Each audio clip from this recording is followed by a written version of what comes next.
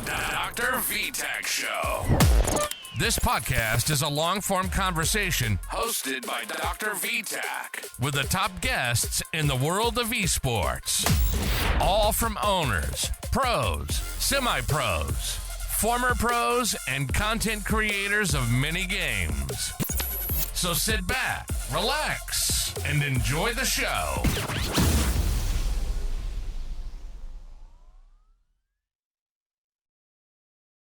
Ladies and gentlemen, welcome to the DrVtach podcast.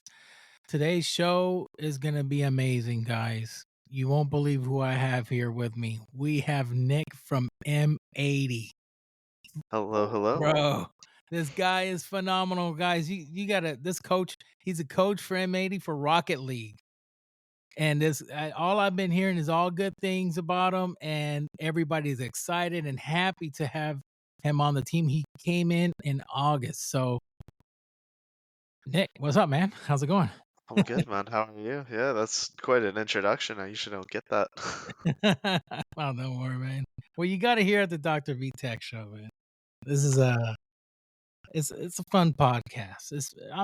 My podcast is mainly like a Joe Rogan type of style. You know, a lot of people expect other things, craziness, but I'm more like the one-on-one, get to know you, have the fans get to know more who you are. So, And then, hopefully I'm entertaining and I'm interesting to get to know, you know? oh, of course. I mean, we love coaches. If it wasn't for the coaches, geez, the players would be playing like chickens without heads. You know, they're running all over the place. Yeah, failed players got to go somewhere, right? That's correct. So, how many years you been coaching? I think I technically started in early 2020 with esports. I originally played soccer for my entire life, and I was trying to learn how to coach in football or in soccer. Mhm. But I just fell in love with gaming, especially Rocket League. I played FIFA my entire life, and then Rocket League was my game when I would want to not tilt from FIFA. And eventually I got better at Rocket League, and then I started playing that for a while, and I gave up on soccer when I was in my sophomore and junior year of high school to try and go pro. Obviously I didn't, or I'd probably be a little bit more interesting, but I decided to go to coaching after a year or two when I realized that trying to become a professional gamer just wasn't for me. And that was with a couple bubble teams in North America. And how I got my start, really as a coach, was we beat Cloud9 as an unsigned 32 seed, which Cloud9 were at the time, I'm pretty sure, the reigning world championship or reigning world champions in a tournament. And then, of course, when you're an unsigned team, getting one good result means everything gets blown up because we all just want contracts. So everything kind of kicked off from there. Wow. That's amazing. So where are you from originally? Are you from the United States? Are you from Canada? Where are you from? I'm from Pennsylvania. Right now I'm in Toronto with M80, but yeah, Okay. I've lived in Pennsylvania my entire life except 2 years when I went to college in North Carolina. Okay, big question here. Are you a Steeler fan or Philly fan? Philly. So I live in Lancaster. I'm probably an hour from Philly. Oh, okay, so you're way down. Okay, that's cool. Yeah, I've been to Pennsylvania. I'm a Steeler fan, but the same state. But I stopped following football, man, bro, due to all the craziness I've been seeing. Once Troy Polamalu retired, I said I hang up the gloves. I'm gonna have to stop. It's just too many craziness going on. I only started following football at all because of Boston Scott. Because he was my sub on Dignitas, so he was a really cool guy. But besides that, never watched football. Never learned anything about it. Yeah, I kind of I was telling a couple of buddies of mine. I said, the reason why I stopped because all the frustration and the things that I see, they don't call certain things, and then I was like, you know what? I don't want to deal with this no more. I'm getting frustrated over everything, and I was like, I'm done. I don't want to be following football no more. It's just You get so emotionally invested, man. You always come back to it. It's like a yeah, shitty addiction. it is. But I stopped watching it like few years, and not for nothing. It just alleviate so much stuff, and then the money you spend on merchandise and all this stuff, and I save so much money because I'll buy, any little thing, Steelers this, Steelers that, and I was just like, "No, I'm not doing it." I didn't get to see not even one. I'm gonna promise you, I haven't seen not one game they played this year, nor the last year, Yeah, and but then eventually you'll get bored and you'll see one game and you'll get looped yeah, right back into it, you know? but look at what you saw what happened with the referees, right? With that issue, the scandal, and they got caught. And I was like, I knew it. I knew it. And people were like, I knew it too. Like, man, I prefer watching esports better. Let's watch Rocket League. Let's see you guys play. You know what I mean? I'm like, oh gosh. I don't know, man. I don't know. There was some people pointing out today the Kansas City just holding the heck out of these players of the Ravens. It was like I mean, plain Yeah. sight, the guy pulled them down. They didn't even call it. They didn't throw a flag, nothing. It was like, I'm just I'm happy I'm not into it. I almost feel like it's worse now because there's so many things like video assistant referees, like especially in soccer. It's like now when the calls are wrong, like it's almost removed the human element and it's still Yes. awful. So it's like, what was the point? Like back when it was just like human, it's like, oh, the referee screwed up. Like you kind of get over it. But when there's like 15 different camera angles and 10 different referees, it's like, guys, how do we still suck at our jobs? You know? I know. Isn't there instant replay? I mean, gee, Exactly, man. it's like, my goodness, it could just like replay. Now, how come isn't that instant replay is like very I don't see it too much on soccer, like in I the mean, World Cup. they have VAR, which is the video assistant referee, but it's only for red cards, if the ball went over the line or not, and offsides. So it's only for like three main deciding factors. So they still let a lot of like actual human mistakes in, but then people will complain about the human mistakes. So it's like you can't analyze every foul, right? Like there is still that human element to the game of like, oh, maybe they get it wrong, maybe they get it right, but I guess that's why we have esports because there's no real human element. You got the fans.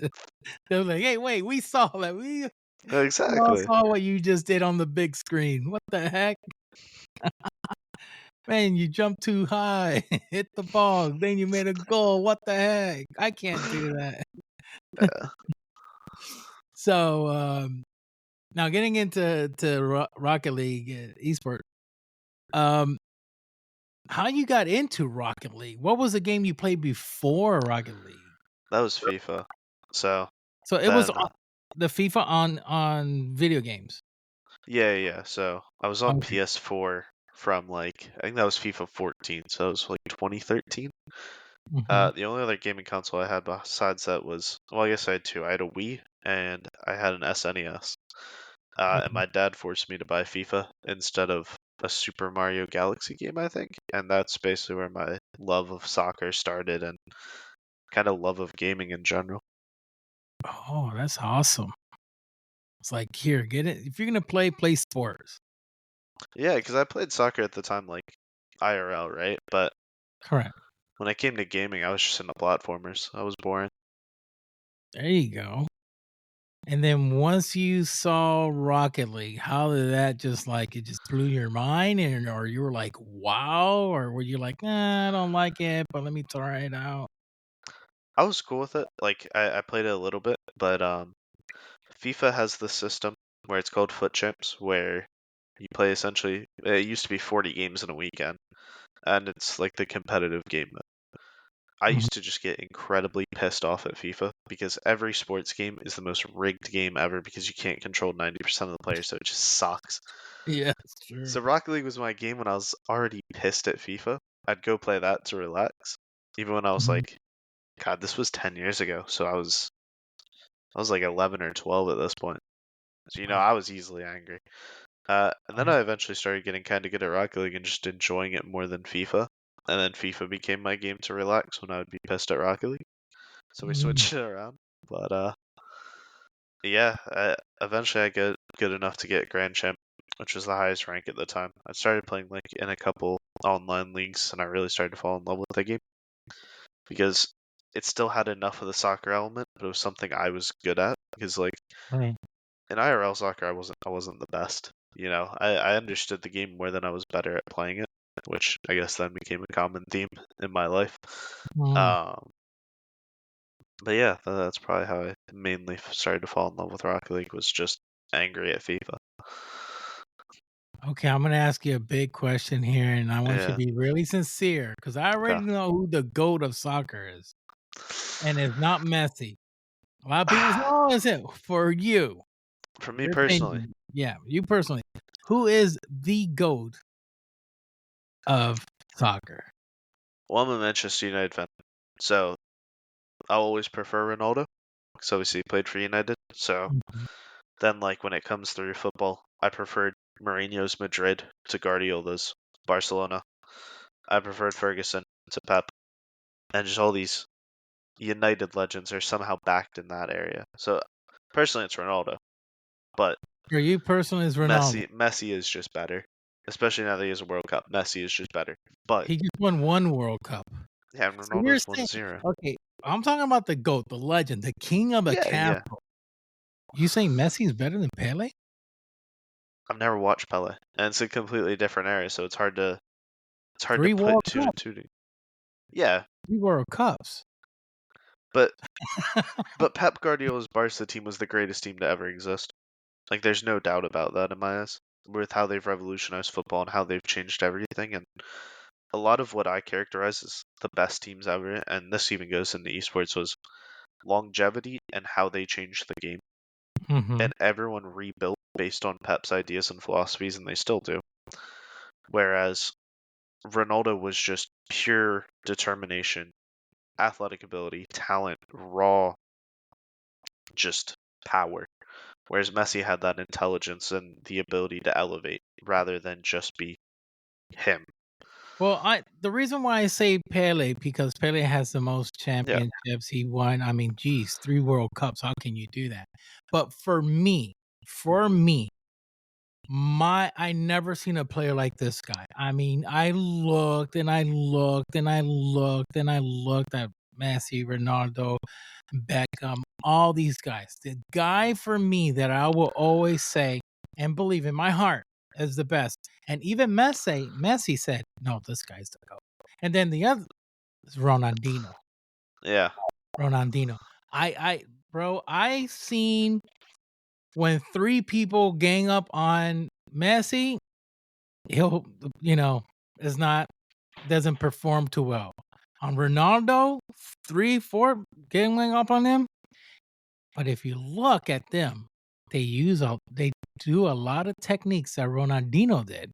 Yeah. Because Ronaldinho did show how to do like this type of side kick. You faking it to the side, but you're actually catching the ball with your foot, and then you're throwing it on the opposite side. Ronaldinho was like my God, 4 people and they still couldn't.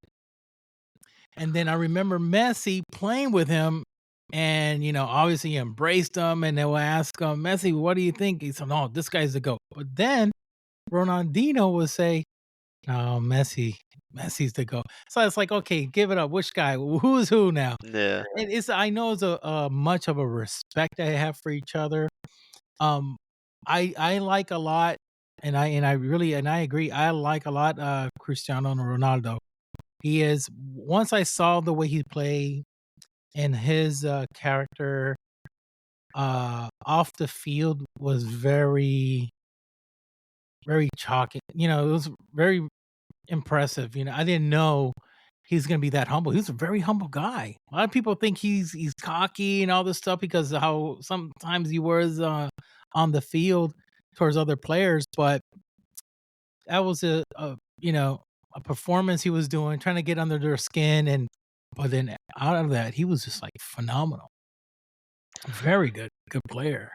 I mean, Dino will always just be known for his flair. Like, Dino is the person that, if you're playing street football, you want to be. But, I mean, he kind of has had the same issue a lot of Brazilians have had, where they'll have the unreal talent, but not the unreal work rate. Like you think of R9, so Ronaldo Nazario, he had that, and I mean that's just kind of a common thing in Brazil, unfortunately, because they'll have like the best, and they just don't won't act like the best, you know?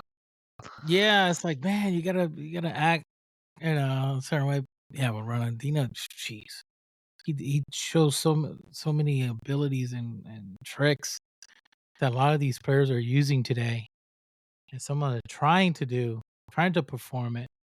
But yeah, no, you're right. Yeah, I see that. I see that. It's like the Brazilian players that have their certain ways how they play.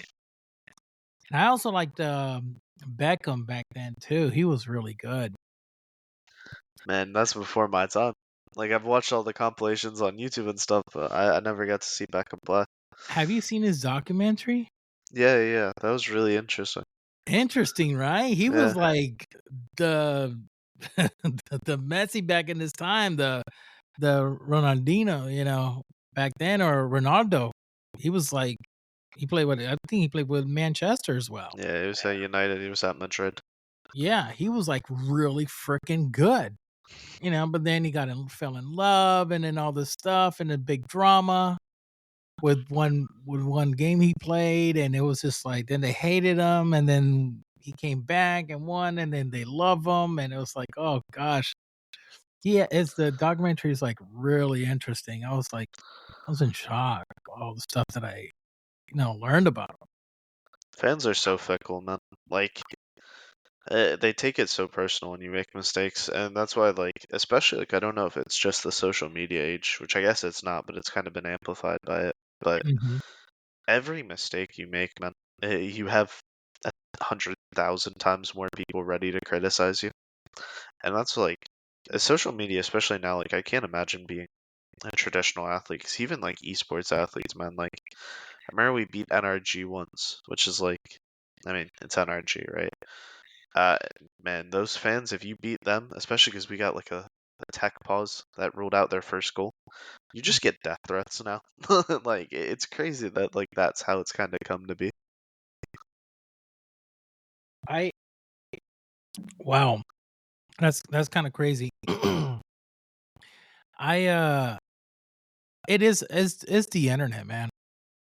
To be real honest, the internet right now, you make a mistake, and and let's say you made a mistake, you cost a game, whatever. The fans would just like go awfully crazy, and it goes not only one platform, it will go to all the platforms. It's gonna go to Facebook. It's gonna go to Instagram. It's gonna go to TikTok. And it's like, man, you're just gonna get bashed all through for such a long time until it dies out, until your name doesn't get popped up again.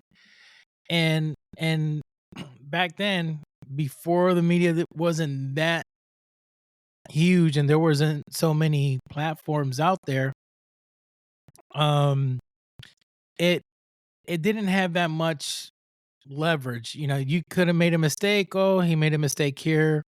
That's done and over with. But now it just like it spreads out like fire, and it's just way worse. I noticed that. I noticed that. Now, if you're getting death threats, that's like freaking scary. It's like, what the heck? You Yeah, know, man. you People are just just ready to explode, bro. Like I don't know why like this has kind of become like this epidemic where fans just suck. Like there's obviously like some good ones, but man, like yeah, you got especially good ones and you got bad crazy. ones. Yeah. And if you beat one of their favorite players, forget it. They're still gonna call you trash. Oh, you're Yeah, trash, you're junk, you're no good. You're aware that I'm holding the trophy. I beat your guy. And they still don't care. They still don't care. You beat somebody that was popular and that they like, forget it. It's freaking crazy. yeah, man. Especially like when we work in esports where there's a bunch of like 15 to like 19-year-olds. Like, Yeah, it's because they're young. They don't understand, and they take the game a little bit too serious in what they should. Instead of taking it as, yes, competitive, but having fun and a good time, and there's always another game. There's always a next year, and just move on. But they just take it like, my gosh, like super. I mean, I just can't believe it. Some people just take it overly dramatic and they're overwhelming. It's like, I don't even understand. Have have you ever like encountered like feisty people during the tournament? The most was when we were with Queso. So this Mhm. was 3 15-year-olds. I guess two 15-year-olds and a 16-year-old. We beat NRG to eliminate them before crowd in the first land back since COVID. So it'd been 3 years since they had seen NRG playing. NRG is like, they had the three biggest content creators that were also former world champions. So it's like they just have the fan base. Mm. Game 4, we conceded a kickoff goal. And there was a tech pause. So the goal gets removed. NRG still goes up 2-0 in this game. And then they throw it away and we come back in the series and win. The amount of death threats we got from like that game alone was insane. Because we were just, it was funny. We were hanging in the lobby afterward and we were just reading them all together and just dying laughing. But I wouldn't really say like crazy fans. Like, if you go to a game in Philly, you're gonna have crazier fans than anyone in esports. You know what I mean? Yeah, Like an 18-year-old shit dogging me is not going to get to me anymore. yeah, Like, yeah. It's like going to Philly and you know, and a baseball game or a football game. You know? dude, at a hockey game, right? I was a Oh, Blackhawks fan because mhm, my grandfather was a Flyers fan. But the first ever game I watched was the Sharks versus the Blackhawks in the mhm, Stanley Cup Finals in 2010, I think it was. And I picked the Blackhawks because I like their jerseys. I yeah. went to a Blackhawks game. I think I was like maybe 13, 12 or 13, right? I was young. Some dude in Philly turned around to me and my mom and he pointed at my jersey because I was wearing a Blackhawks jersey and just went, "You're in my house now, bitch." And I'm like, like this dude's in his 40s. Like, Phillies fans are a different breed, man. I love Philly fans. Yeah, they are. They take it very serious. They take it very serious. Philly. Wow. So, you still live with your parents, or you live on your own now, or? Yeah. So it's a bit all over the place. I graduated college this previous semester. So Oh, did you? Good for you, yeah, man. thank you. You got associates or bachelor's? Associates, I assume, no? Which is the 4 year. Oh, the bachelor's degree. Yeah, yeah. Oh, So okay. I have that. Um, so yeah, I did that in 3 years. Um, Technically I'm living at home, but right now, I'm in Toronto with two of my teammates. Okay. So that's why I don't have my own place because I didn't want to. There's no point of paying rent for 3 to 6 months when I'm in and out of team houses and traveling so much. When I'm only there for like I'll come home for like 2 weeks at a time. You know, it's like Mm. why would I then pay 6 months of rent to live somewhere else? Yeah, okay. That does make sense. That does make sense. Now, right now, you're what you graduated from? What do you studied? It was business management through or sport management through the School of Business at my college. Wow, that's pretty nice. Yeah, I guess that's why I'm in coaching, right? Yeah. So after coaching, you still want to pursue into esports and go from there, or you want to do other sports? I mean, in an ideal world, I'd love to keep working in esports. Like, Mhm. I kind of like not having the 9 to 5, but I mean, in esports, it's pretty much a 12 a.m. to another 12 a.m. Like, you have to be on call 24/7. Correct. Uh, like, I'll just get random messages at like 4 a.m. from my bosses or from other people. And it's like, oh, no, I have to deal with this now. And to me, that's almost nicer than having to work at like an office or a desk job. And I've kind of got lucky the way it's panned out. Okay. So, how's it working with Marco? Great. Marco's awesome. He It's the most trust I've ever had from like a CEO. It's also the most communication I've ever had from a CEO where he's basically told me like, "Hey, I'll sign the checks. You just trust what you want to do. As long as it fits in the budget, we'll do it."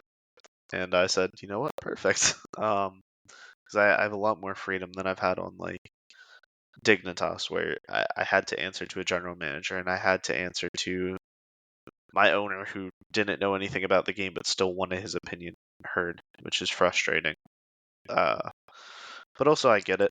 Like coaches aren't there for long periods of time, so I get that they want to have a vision, but Mhm. it's frustrating when organizations don't have that vision or kind of just going with what they want. Whereas these guys have put like an unreal amount of trust in me to get things done.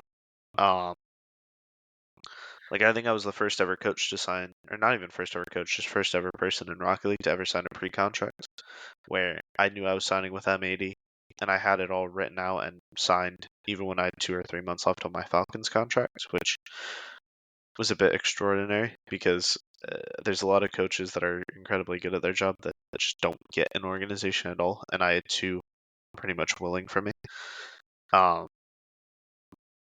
And this is like my first real project where I've been able to put my stamp on everything, where I've hired an assistant coach where a lot of teams don't do that. I've hired 3 players that it was completely off rip, where it's my ideas, my opinions, and all that type of stuff. Like this is for me.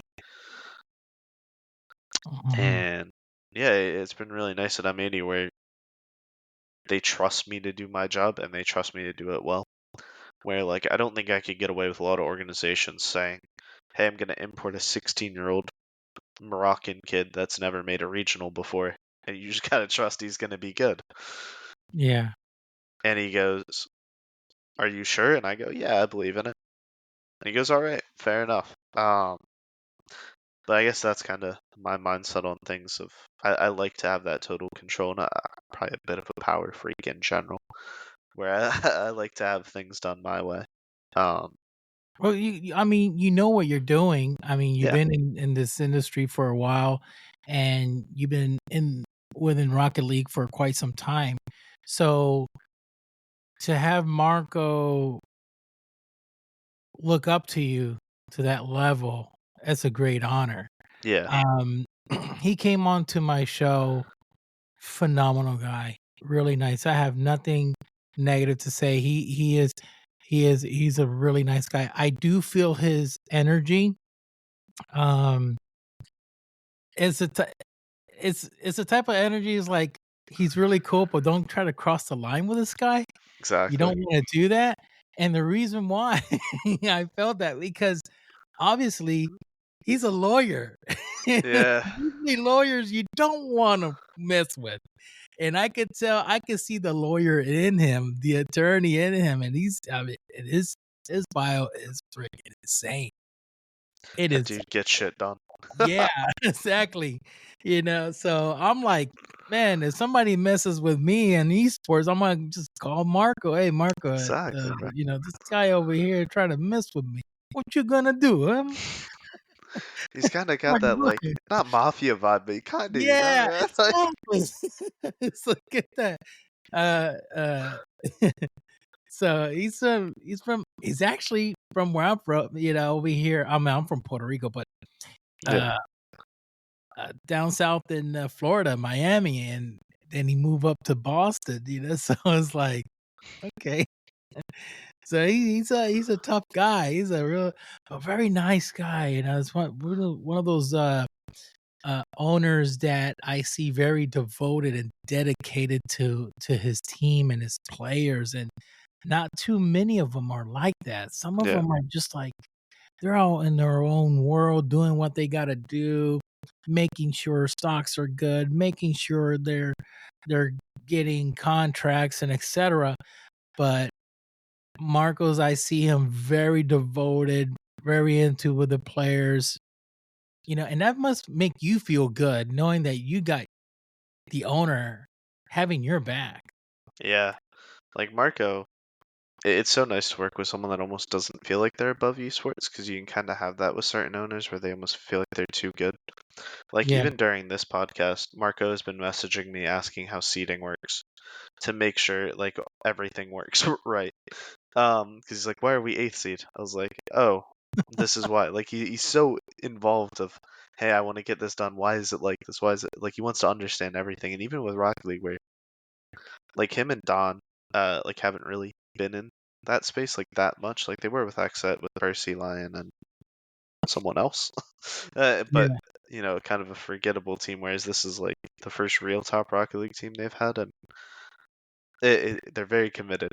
They're just learning on the fly, which is nice because that almost gives me a little bit more trust and a little bit more opportunity to put my fingerprint on the team and just the entire structure. That's good. I think I believe. I mean, you're how old are you right now? If you don't mind. 21. 21. You're very mature for your age, man. Be really Thank sincere. you. I can pick up stuff pretty quick, and and you read off people, and you see how they are, the way they talk, the way they handle themselves, and there are certain things you could just pick up real quick. I don't get red flags. I get the green flags. I think if you keep on doing what you're doing, probably down the road, he may pick you up to do something else, probably within the organization, not just Thank on you. being coach. So just keep on doing the good work. Just soak up all the knowledge that you get from him, and I know he's a good guy. He would put you in something. Let's say for example, Rocket League, God forbid, gets out of the pro league Rotation of scene, game. yeah, Yeah. or yeah, whatever. Something happens, I'm sure that he'll find a spot for you because I mean, you graduated college, and you're doing what you got to do. You're very devoted, and that's really nice. I'm sure he'll put you somewhere. Hopefully. I Yeah, don't mind working in esports. I can't complain. yeah. I mean, you could. There's the sky's the limit now. Esports has grown like freaking crazy. I mean, it's like it went to something small to now something freaking huge, and it's all over the place. It almost feels like it's overgrown a little bit. Like, I mean, that's why so many companies are having to pull back anyway, but I almost miss that little bit of like grassroots feel of like when you'd go to a tournament and there'd be like 200, 300 people there, but obviously like I'm not complaining that they put us in like 4 or 5 star hotels in front of tens, 15,000 people, but I just hate the online stuff. I wish we had smaller lanes, but more of them rather than just this constant like slog online. Because God, being in Yeah. person is so much better. Like even this team well, I say a team house, kind of a condo, whatever it is. Mhm. Like being able to see my entire team in person is so nice. Like, and Wow. it's so much better, man. Like this feels healthier than everyone just sitting at home 24/7. Yeah, it is. Yeah, because you build a bond, you build that relationship, you get to know more about that person who you're playing with, and it becomes you're playing with your family now. Yeah, You're playing with your family. It's like a basketball team or a baseball team. They always together. They go together. They stick together. They come together. Back and forth. They're always together, and it makes it more.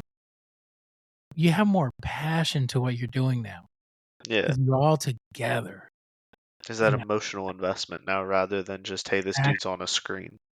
exactly, exactly. That's pretty cool. Now, what place you guys are in right now, in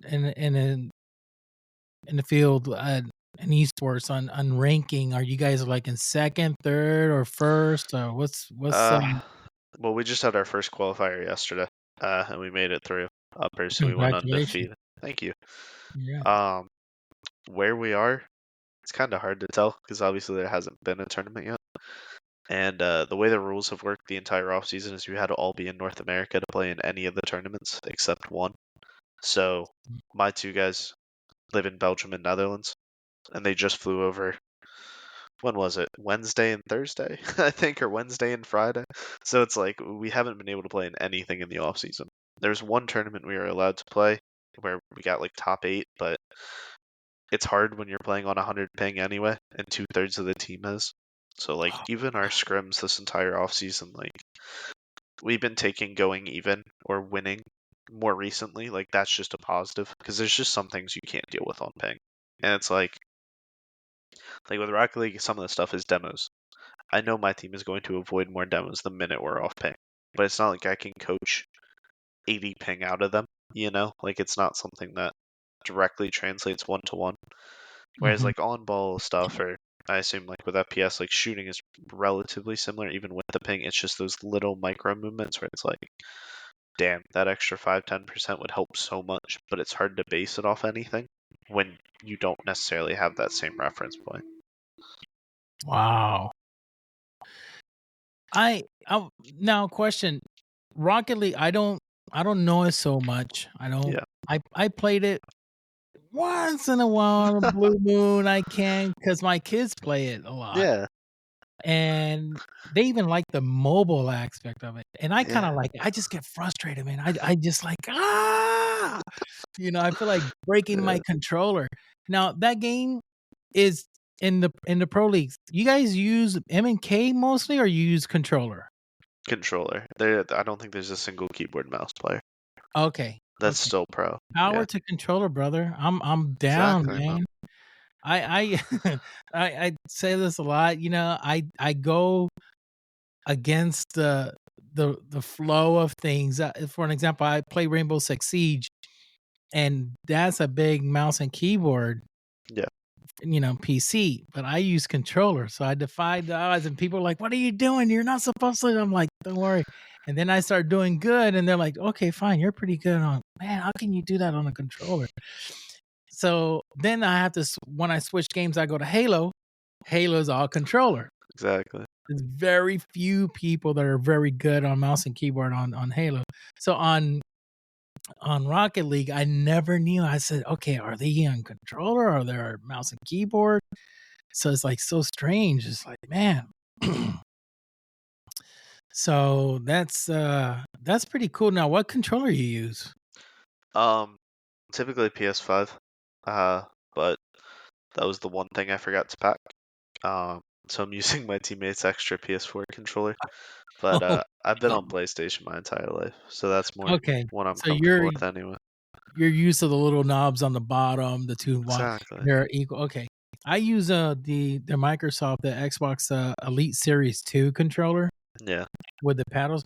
Now, is yours like a scuff controller, like Nah. no paddles, no nothing? Nah, man. I don't need that many buttons for 2 games, bro. For Rocket League. Rocket I League mean, and FIFA, that's all I need. yeah, but there's some moves you guys do on Rocket League. It's like freaking crazy. It's like you Yeah, but flip up and jump and I mean, what the heck?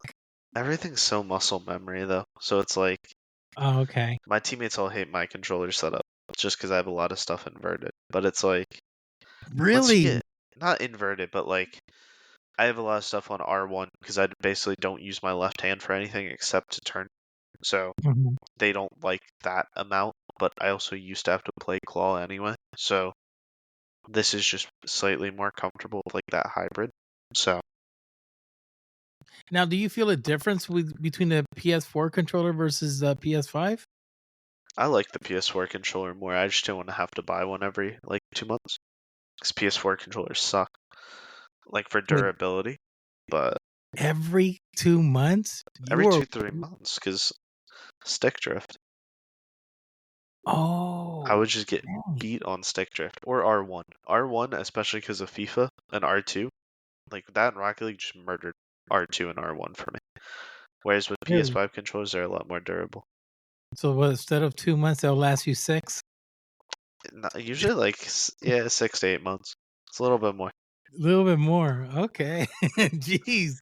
I bet Man, Sony still loves you. They're like, "Yeah, keep on buying them, brother. We'll nah, say." man, that's why I get the warranty.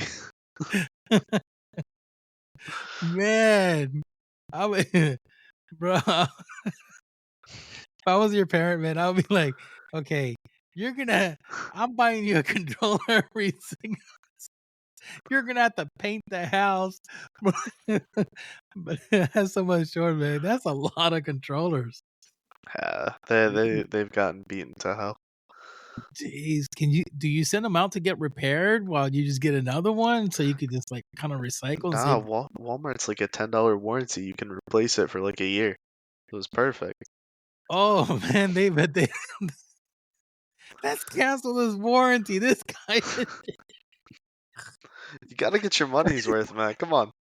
I know.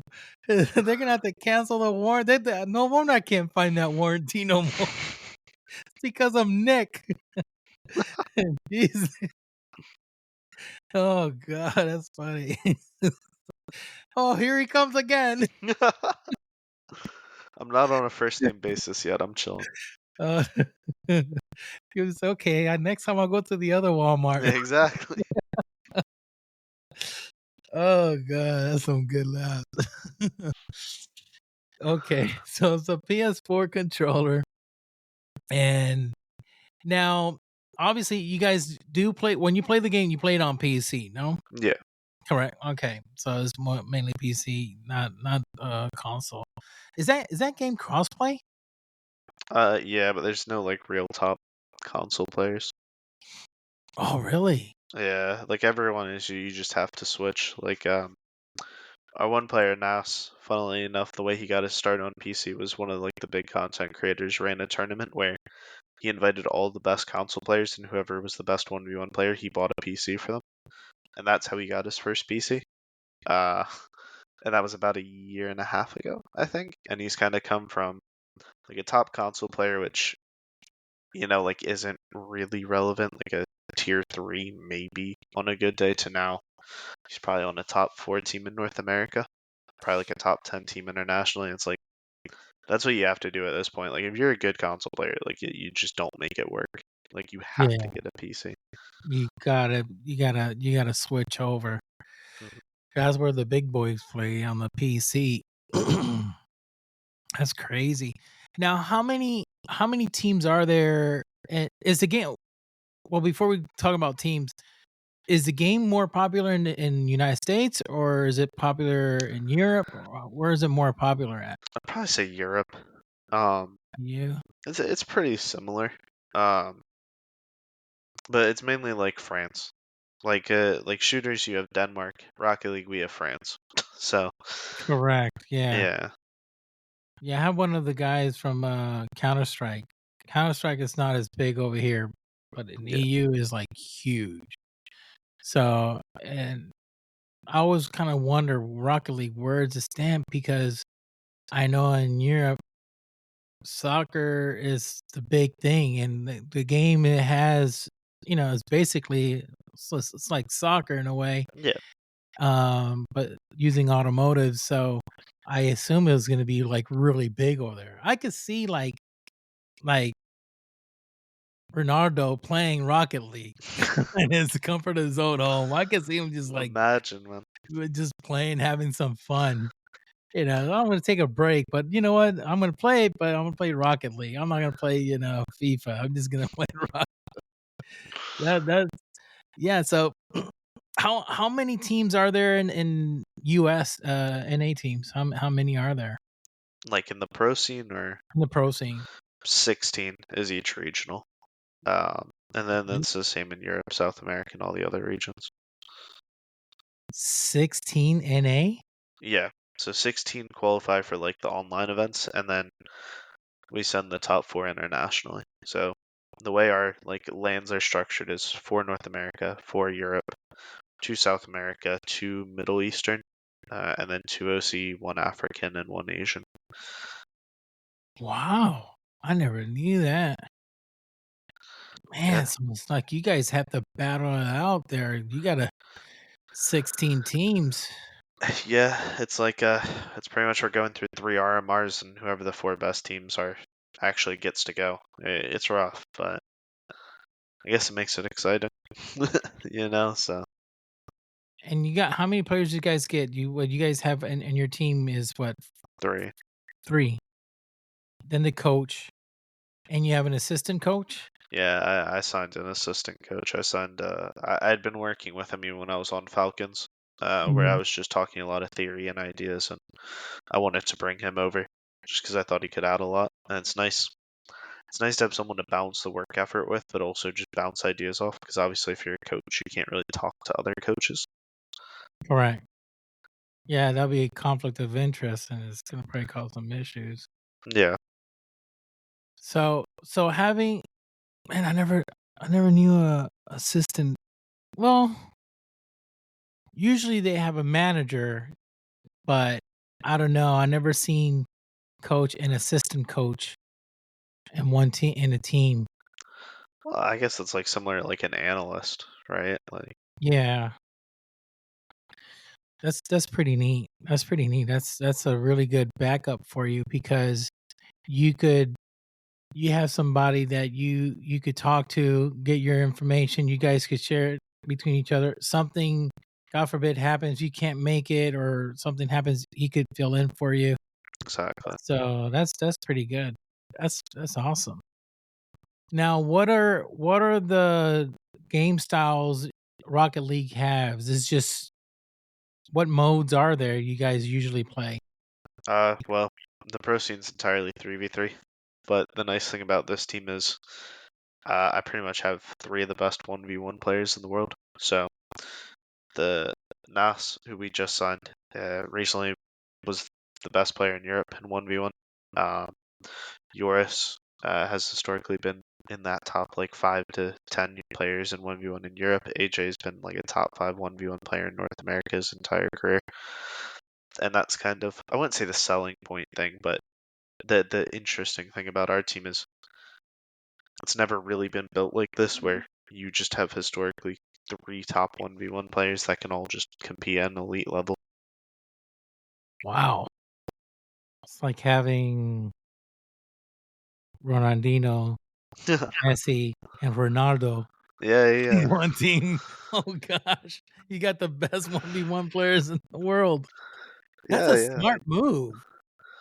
Yeah, then it's just coming down to all the dirty work and all the actual building of like team chemistry, right? Because Yeah. if you have that much talent, like I firmly believe this, so you should build teams, right? And people disagree that like glue players and players that fill in the gaps where I guess would pretty much be like support players. If you Mhm. can have that true mechanical ability in a support player, why would you not take that and just teach them how to do all the other things? So here's how you play on low boost. Here's how you create passing lanes. Here's how you take space. Here's how you drop deep to give your teammates actual space. Here's how you even demo to give them space. Like you can do all those things. The historically better glue player, support player may be better at it, but your ceiling is always higher when you have three players that can take on anyone, as opposed to one player who isn't quite that level. Because it just may be a series where he gets the ball the most, and it's like, then you have to force rolls a little bit more, and you don't have that same freedom to do whatever you want. Where we'll have a structure, but they still have their own creative input, and this is how you do this to create the team. This is how we win as a team.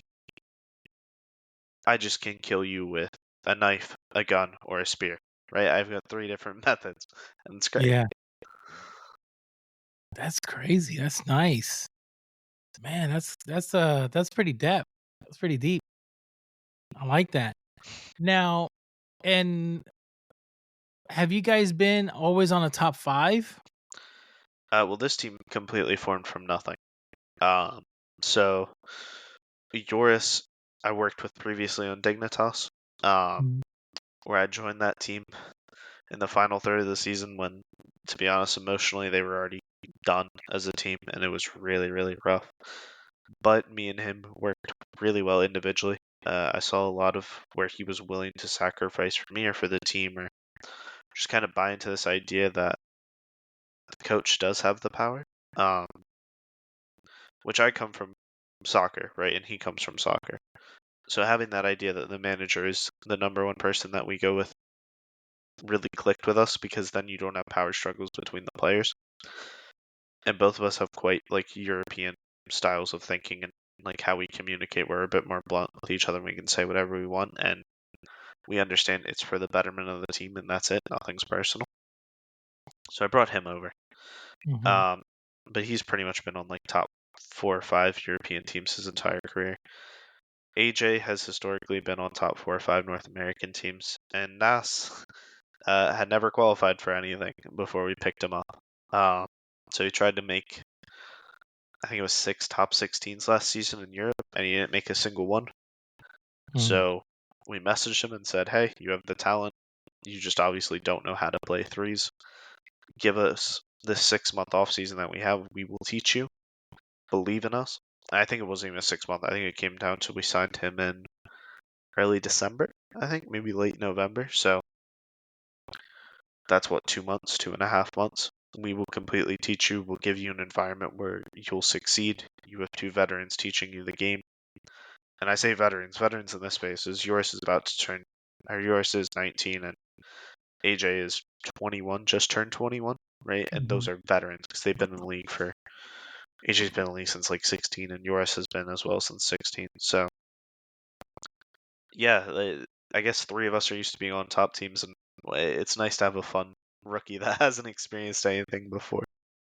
Well, the good thing about that is that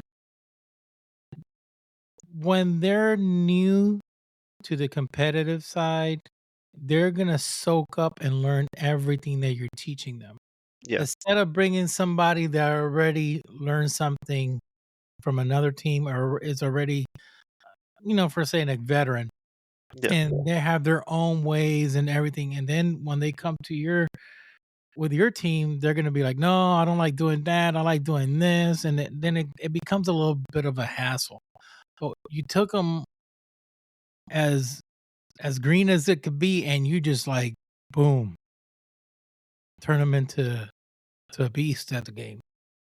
yeah. And I mean, like he's taught us a lot as well because like I was talking with yours about this. Like it's so nice to have someone that's so excited because like the gaming facility we're going to right now, or like we've been boot camping at, it opens at 12, and he's always annoying us at like 11:30. Like I just want to go play the game. Like let's get the Uber there. Let's go. I want to play. And there's just that excitement of, when you've been doing something, even if you enjoy it, like I would say not get bored, but or complacent or anything. But there's that fun factor that goes where Mhm. when he's just so excited and just that raw energy of like I want to do this. I'm so excited. It transforms into all of us as well. Like we want to Correct. succeed for him.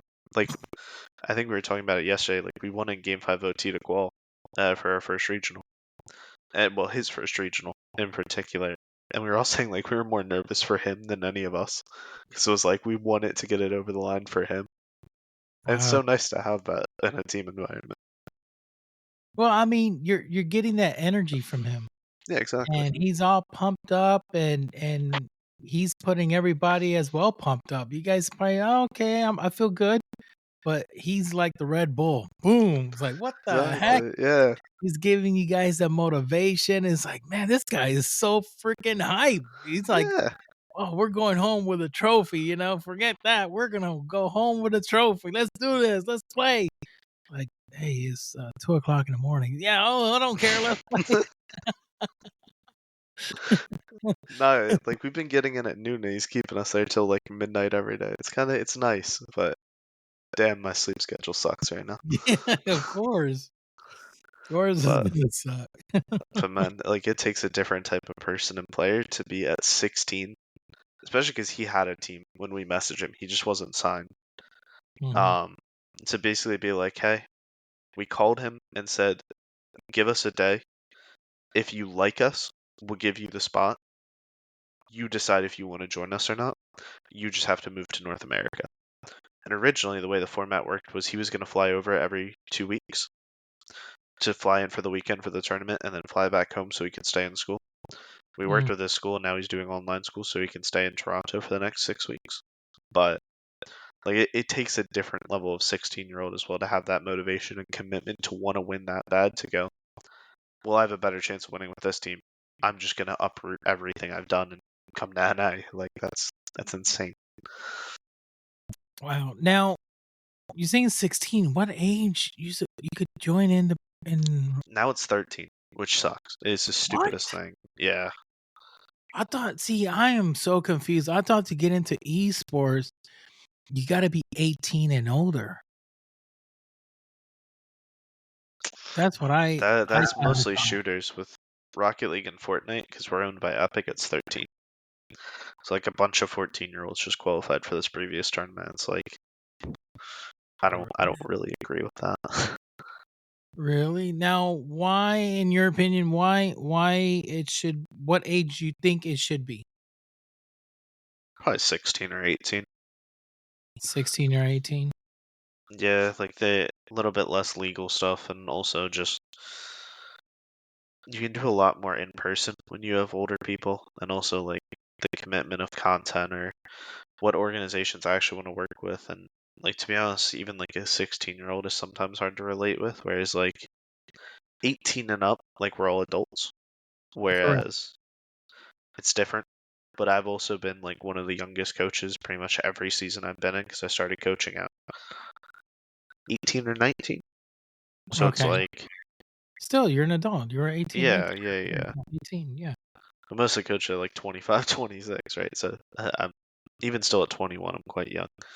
Yeah. But Yeah. it's this idea that it's almost harder to relate as you get older. So I can't, even at 21, I can't imagine coaching a 14-year-old or a 13-year-old. Like I think Yeah. I would just It, lose my mind. yeah, it'll be very complicated because the way they handle their stress is going to be very different the way you handle your stress. There is some rare occasion you will meet a 14 or a 13 or a 15-year-old that their capacity, their mentality, their maturity is way more than what their age is. You don't see it much a lot, but there are some that you're like, "Wait, how old are you again? Man, I thought you're like 19." Because the way they present themselves, they're very Yeah, mature. They're very few. Um, but there are some out there. But then again, a big majority is not. They're 13, they're 13. That's it. They're gonna start yeah, complaining over, "I'm just mad. What's up?" And had a sucky day today. Why? Well, there was no Captain Crunch today. When I tried to get breakfast, so I'm just ticked off.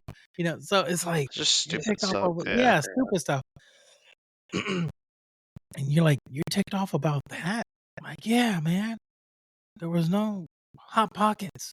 it's just Yeah. small things, man. Yeah, Yeah, so then you can't relate, and it's like, "Okay, wait 1 second." But then again, the league accepts young kids at that age doesn't mean you as a coach have to take in somebody at that age.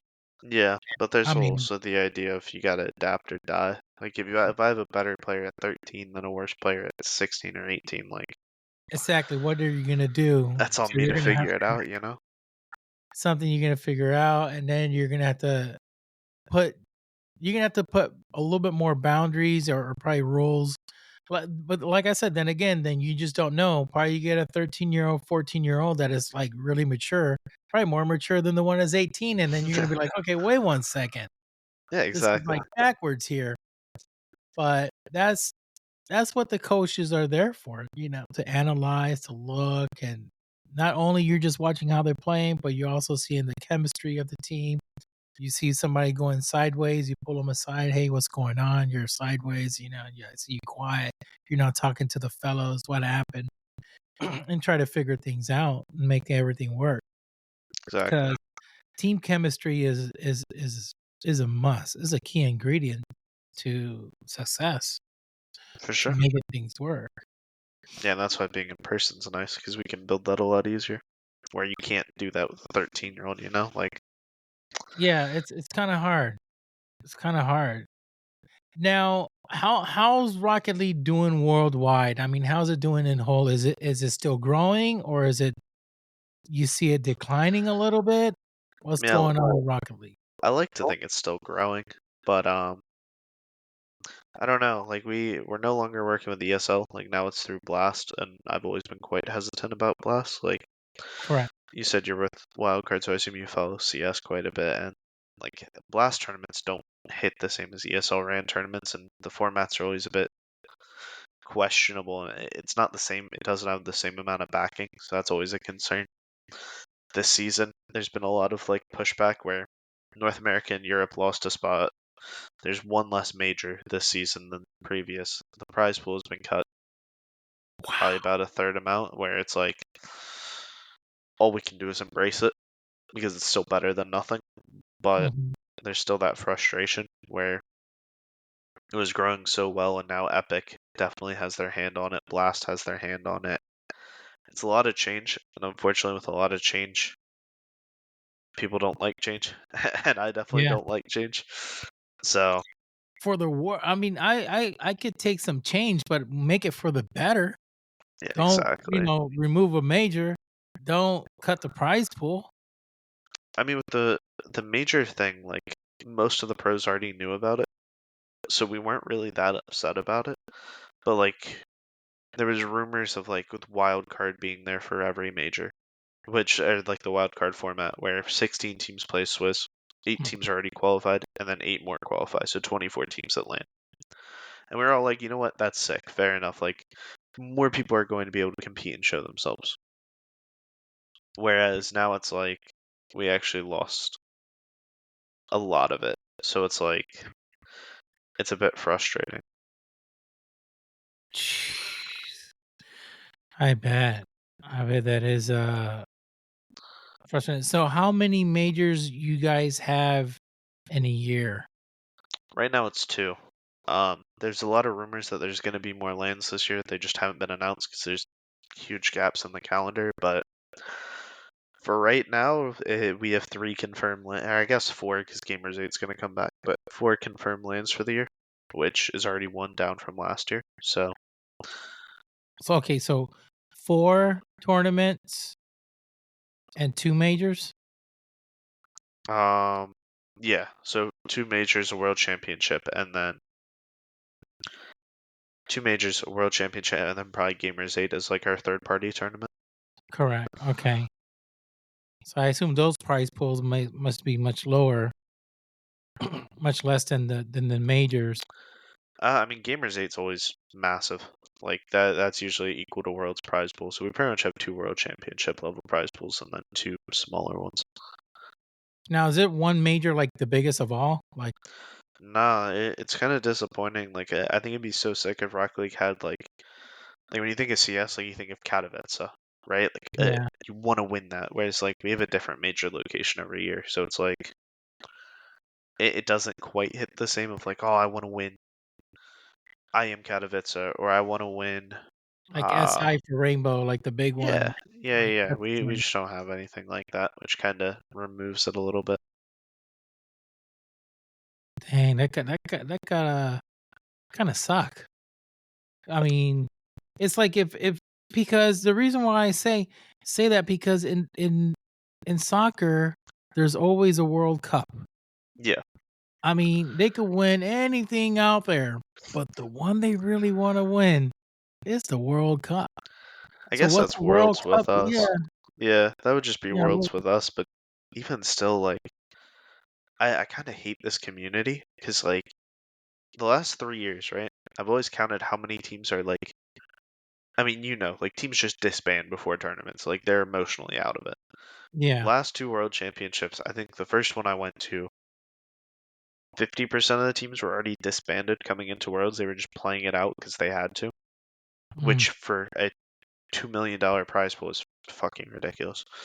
And then last year was like closer to 75%. Like teams had already just like given up coming into $2 million tournaments. And it's like why the hell are we here? Like people are so immature. Wow. That's crazy. So what are you guys doing now to go now doing now for this major? You guys, this is a major you guys are going to be in, right? This is just the regional, so we play 3 regionals, and then the top 4 from the 3 regionals then play the major. So And our then season just started. oh, okay, that's where I wanted to get to because I didn't know if this is like you're in the final part of the season or this is the beginning. Yeah. Okay, so your season just started, and how long your season lasts? Is it till now? Till when? It's 6 weeks and then a 2-week break for the major, or 3-week break for the major, 3-week break for the major, and then another 6 weeks, and then another 2-month break before Worlds. So I think that comes out to around 6-7 months, but realistically for most teams it's about 3.5 months, and then you just wait to see if anything else goes on. So it's good until probably like what, June, July then, Yeah, in that time and then zone. that's it. Mhm. Mhm. And that's only if you make Worlds. And if you don't make Worlds, your season's done in what? But Late April, early May? my confusion is that there's 16 teams. I think shouldn't this be like 16 NA teams in EU? I don't know how many teams are there. 16. Yeah. 16 as well. So there's a lot of teams to play throughout the year. You And we know. have a totally open format, so every single regional we all have to requalify again, no matter what. So Oh that gosh. that 16 team, like 2 or 3 could just miss the next regional because you're playing through like 1,000 teams. So it's just like Yeah. it's a shit show. How long does it take? I mean, It's to not bad. Like if you go through uppers, like I think it was like an hour the first day, hour the second day, and then about an hour and a half the third day. But like if you lose a series, like that hour becomes 4, and it's like, well, fuck, I don't want to play that, but it is yeah, how it that's is. a lot. 4 hours. The matches last how long usually? 5 minutes, but No, I'm saying once you guys start the match. Um, probably around like 30 to 45 minutes for a series. okay, when you go against a team, it's 30 to 40 minutes. Yeah, give or take. That's usually Okay, kind of what I'm getting from it, but if it's a best of 7, sometimes it's even longer. okay, best of sevens. Okay, that's neat. Now, how many since you've been with M80? How many you guys won? Well, it was the off season, so this was like our first ever tournament. Oh, okay. Now, to correct me if I'm wrong, M80 started Rocket League just not long ago, or you guys or M80's been with Rocket th- League for they a while? had a team before us. They were in the winter, Mm-hmm. but we, funnily enough, when I was with DrVtach, we beat them out for the spot. So I guess that's why I got a message a little bit later, right after I got kicked from Dignitas, which that's a whole other story we can get into. But yeah, they had a team before us. They were probably in like a bit more of that like 10 to 12 range, where they brought over a lot of guys from Exit that they trusted and it just didn't pan out. But this is like their first real exploration with team building, where they're not just bringing in players that have already been a team where I've had full control to be like, I want him, him, and him, and they just say yes, and that's why I like working with Marca. I'm saying he must trust you a lot in your decision that you're making and what you're doing, because not every owner will do that. You know, not none of these owners are like that. Something like, okay, well, let me think about it. Let me talk to somebody or whatever. And if he's talking with you one on one, he's like, "That's what you want? Okay, are you sure? Okay, then do it." Now that's really nice. That's awesome. So after this tournament gets done and over with, you go back home, spend time with the family, and your friends go back to EU. Yeah, that's what my guys are gonna do. I think with us, it's gonna be going to Austin when we come back for the second split, because then we'll have everything done. Mhm. And also that's where every other M80 team is. So hopefully that's the next step. But yeah, we're going from there. Okay, so the team house is in Texas. Yeah, I always think, why Texas? Why they always go to Texas? I think there's other teams they're I down there as well. I think it's just because like property tax and stuff, but Yeah, I'm not sure. that's interesting. That's kind of like that makes sense. That makes sense. And what's really funny, what's this guy? That's a box that he likes boxing now. He's boxing against everybody. Jake Paul, I think it is. Yeah, I think Yeah, so. he's down in Puerto Rico where I'm from. So the first house you buy, you don't pay property taxes on your first home. Now you buy another home, you got to pay property taxes, but on your first home you don't. So he played it smart. So he's out, has his training camp down there, and he lives down there and having a blast and a good time. And I'm like, thinking, why is he down? I said, of course, he gets this $1 million house, doesn't have to pay property taxes on it. Exactly. It's saving so much money, so he's very smart, has his own stuff. That does make sense. They're doing that to save money, property taxes. I guess everyone else has already done it, so you might as well. Yeah, I noticed a lot of these organizations have their team house down there. I'm like, why not Florida? Tropical, nice, it's warm year round.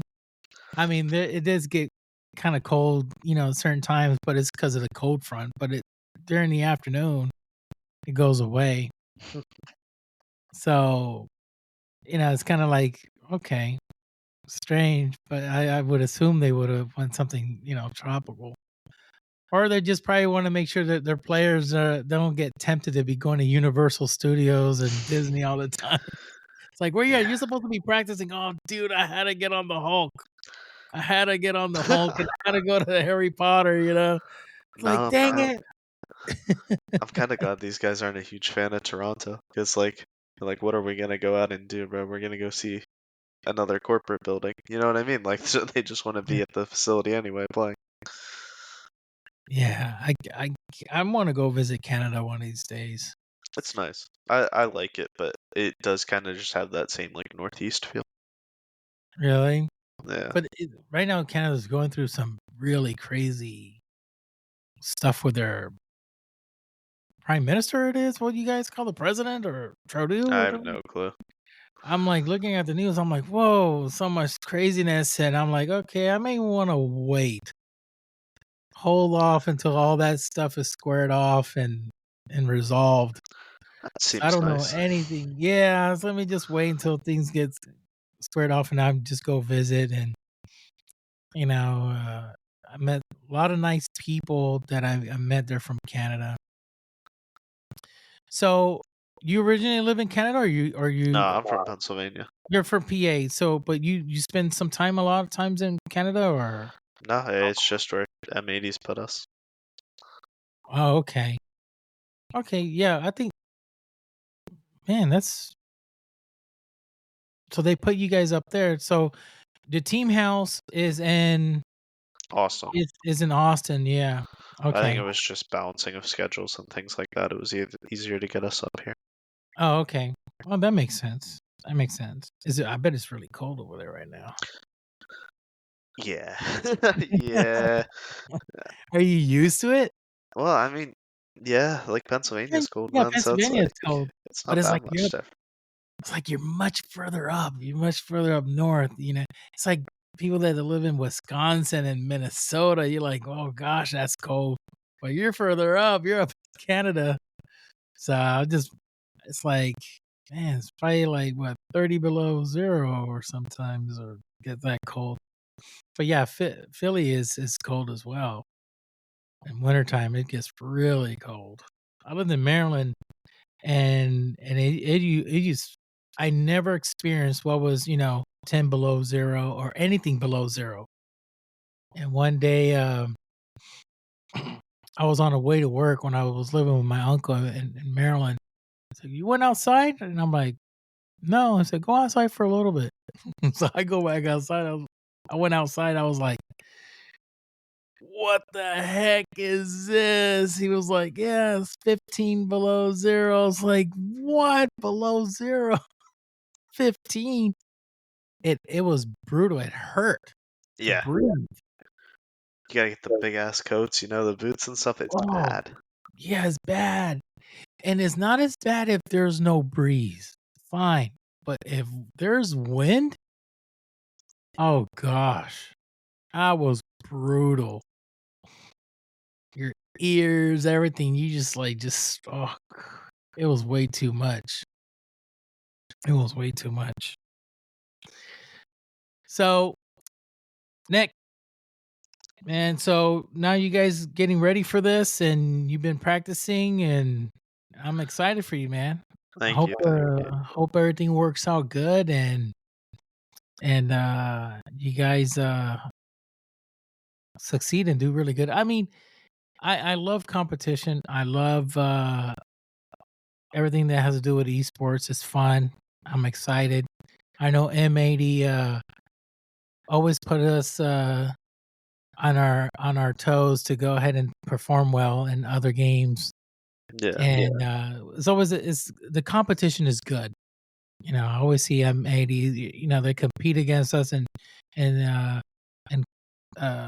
Counter Strike and compete with us and on Rainbow Six Siege.